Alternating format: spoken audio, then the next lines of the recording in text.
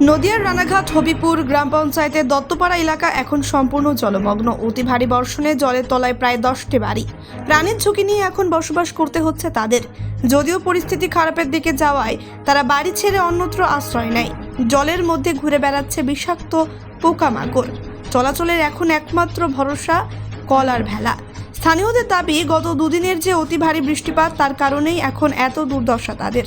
10টি পরিবারের ঘরের ভেতরে থাকা আসবাবপত্র কোমর সমান জল ভেঙে উদ্ধার করতে হচ্ছে। তবে এখনো সব আসবাবপত্র উদ্ধার করা হয়নি। ঘরের ভেতরে চালা সমান জল হয়ে যাওয়ার কারণে নষ্ট হয়ে গেছে ফার্নিচার সহ ইলেকট্রনিক্স বিভিন্ন যন্ত্রাংশ।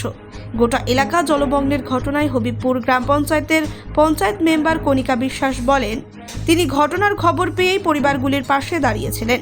শনিবার জল নিষ্কাশনের জন্য একটি পাম্প বসানো হয়েছে, তাতে সময় সাপেক্ষ। Want luxurious interiors at affordable prices? Get your dream home interiors at Swerve Sport Group. Book your free site visit today. প্রত্যেকটি পরিবারের সদস্যরা সরকারি জায়গায় আশ্রয় না নিলেও উঁচু জায়গায় যে সমস্ত বাড়িগুলি রয়েছে সেখানে তারা আশ্রিত। তবে ঘরছাড়া পরিবারগুলির মহিলারা জানাচ্ছেন এখন বড়ই অসহায়। বাড়ির শিশু ও বৃদ্ধদের নিয়ে এখন বড় চিন্তা। রান্নার ব্যবস্থা না থাকার কারণে এখন একবেলা এক মুঠো খেয়ে দিন কাটাতে হচ্ছে। অন্যদিকে জলের মধ্যে ঘুরে বেড়াচ্ছে বিষাক্ত পোকামাকড়।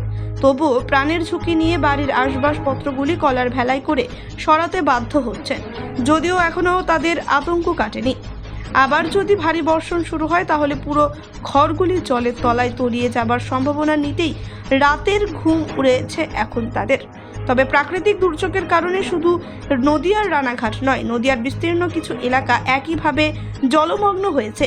প্রত্যেক এলাকাতেই জল যন্ত্রণায় অতিষ্ঠ হয়ে উঠেছে সেখানকার বসবাসকারীরা। এখানে 9 থেকে 10টি বাড়ি এইভাবে জলের মধ্যে, কিছু কিছু বাড়ি প্রায় অর্ধেকটা ডুবে আছে, কিছু কিছু বাড়িতে হাঁটু সমান জল আছে। এমন কি পরিস্থিতি এখন তোমাদের? এখন পরিস্থিতি খুবই ভয়াবহ। বাড়ির জিনিসপত্র সব জলের তলায় ডুবে আছে। তো খাবার দাবারের খুবই সংকট। পায়খানা, বাথরুম, কল সহ সবকিছু জলের মধ্যেই আছে। কোথায় আশ্রয় নিয়েছো? এখন উপরস্থ যে বাড়িঘর আছে সেগুলো তাদের কাছে সাহায্য। পরিবারে তো শিশু রয়েছে, অনেকে বাচ্চা রয়েছে। হ্যাঁ, বাচ্চা শিশু সব আছে। এখন তাদের নিয়ে খুবই দুর্বিষহের মধ্যে দিন চলছে আমাদের। আচ্ছা, এই এলাকাটা সম্পূর্ণ কি জলমগ্ন? এলাকাটা সম্পূর্ণ বলতে এখানেই এই 8টা-10টা ঘর এখানটাতেই সব থেকে বেশি। প্রশাসনের তরফে কেউ এসেছিল? প্রশাসনের তরফ থেকে, পঞ্চায়েত থেকে আমাদের এখানে জল নিষ্কাশনের জন্য মোটর পাঠিয়েছে। এখান থেকে জল নিষ্কাশনের ব্যবস্থা চালু করা হবে বলছে। তাহলে কি দুদিনের যে প্রবল বর্ষণ হয়েছে তার কারণে কি এই ঘটনা? হ্যাঁ, দুদিনে প্রবল বর্ষণে এই ঘটনাটা ঘটেছে। বাড়িঘরে এখন যাচ্ছে তো কলার ভেলা করে, এখন উপায়? হ্যাঁ, এখন কলার ভেলায় করে যেতে হচ্ছে। আর যদি না হয় সবাই তো যাওয়া সম্ভব না, জলের মধ্যে থেকেই এভাবেই যাওয়া সম্ভব। খাদ্য খাবারও তো অসুবিধা হচ্ছে? খাদ্য খাবারে খুবই অসুবিধা হচ্ছে আমাদের, এভাবেই অনাহারে দিন চলছে। জায়গার নাম কি? হবিবপুর দত্তপাড়া। আপনার নাম? আমার নাম সাগর বিশ্বাস। জল যাওয়ার সমস্যা, জল যাচ্ছে না এইটাই। এখানে কটা বাড়ির এরকম সমস্যা ভুগতে? এই কটা বাড়ি 6-7 এই পাড়া, তুমি সেটাই দেখো। আচ্ছা, কত ঘর বাড়ি রয়েছে এখানটায়? অনেক ঘরই আছে, নিচেই তো বেশি আছে, নিচেই আছে। জলে কি ভেসে গিয়েছে বাড়িঘর? হ্যাঁ, সব চলে গিয়েছে। এদের বাড়ি আছে। এরা এখন কোথায় থাকছে? আমাদের বাড়ি থাকে, এদের বাড়ি থাকে, এই বাড়ি থাকে, একটা ওই নন্দর বাড়ি থাকে। আচ্ছা, গত বৃহস্পতিবার থেকে। আচ্ছা, কি কারণে? এই বৃষ্টি হয়ে আচ্ছা, এখানে কতগুলো বাড়ি এরকম জলমগ্ন হয়ে রয়েছে? জলমগ্ন হয়েছে মোটামুটি 1, 2, 3, 2, 5, 6টা। আচ্ছা, 7টা বাড়ি জলমগ্ন হয়ে গিয়েছে। তারা এখন কোথায় থাকছে? তারা এখন দানিবাই সব থাকছে। এই যে এই যে 3 ঘরটা দেখা যাচ্ছে, এই ঘরটা 3টে ফ্যামিলি থাকে। এখন আমার বাড়ি।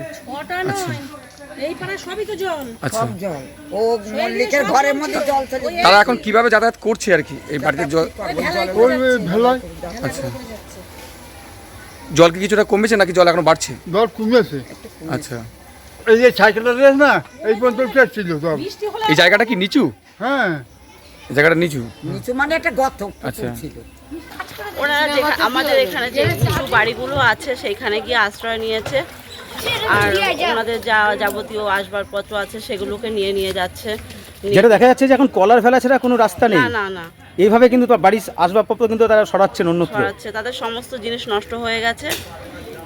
তাদের খাদ্য খাবারে কি ব্যবস্থা করা হয়েছে? খাদ্য খাবারের ব্যবস্থা বলতে আমি প্রশাসনকে জানিয়েছি, আমার পঞ্চায়েত অফিসে জানিয়েছি, আমি বিডিও স্যারের কাছে গেছিলাম, ওনাকেও জানিয়েছি, কিন্তু উনি সেইভাবে কোনো আশ্বাস দেয়নি। নিকাশি ব্যবস্থার জন্য কোনো ব্যবস্থা করেছেন? হ্যাঁ, অবশ্যই করেছি, আমরা মোটর লাগিয়েছি আর জলটাকে বের করানোর ব্যবস্থা করেছি, এখনও চলছে সেই ব্যবস্থা।